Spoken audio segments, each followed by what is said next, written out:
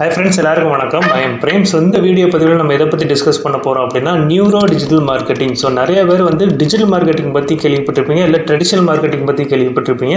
இது புதுவிதமான marketing strategy. So இந்த நியூரோ டிஜிட்டல் மார்க்கெட்டிங் தான் எதிர்கால மார்க்கெட்டிங் ஸ்ட்ராட்டஜி. ஸோ இந்த முறைப்படி தான் இன்னும் எதிர்காலத்தில் நிறைய நிறுவனங்களும் சரி, நிறைய ஸ்டார்ட் அப் நிறுவனங்கள் மார்க்கெட்டிங் பண்ணி அவங்களோட ப்ராடக்ட்டையும் அவங்களோட சேல்ஸையும் கொடுக்க போகிறாங்க மக்களுக்கு.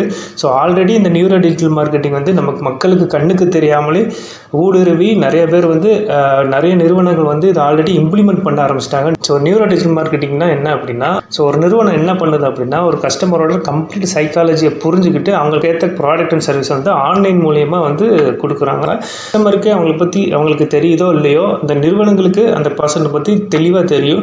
ஸோ அதனால அவங்களுக்கு என்ன விதமான ப்ராடக்ட் எந்த நேரத்தில் வேணும், எப்படி வேணும் அப்படிங்கிறத எல்லாத்தையும் ஸ்டடி பண்ணி அது மூலியமாக அவங்க மார்க்கெட் பண்ணி அவங்களோட ப்ராடக்ட்டையும் சர்வீஸும் கொடுக்குறது நியூரோ டிஜிட்டல் மார்க்கெட்டிங்கோட முக்கியமான நோக்கமே. ஸோ மார்க்கெட்டிங் நம்ம எடுத்துட்டோம் அப்படின்னா, ஜஸ்ட் ஒரு 50 வருஷம் முன்னாடி மார்க்கெட்டிங் பொதுவாக ட்ரெடிஷ்னலாக இருந்தது. அதாவது நியூஸ் பேப்பர் மூலியமா இல்லை டெலிவிஷன் மூலியமாக தான் பண்ணிட்டு இருந்தாங்க. அதுக்கப்புறம் ஆன்லைன் இன்டர்நெட் ரெவல்யூஷனால டிஜிட்டல் மார்க்கெட்டிங் ஆன்லைன் மூலியமா ப்ராடக்ட் சர்வீஸ் கொடுத்துக்கிட்டு இருந்தாங்க.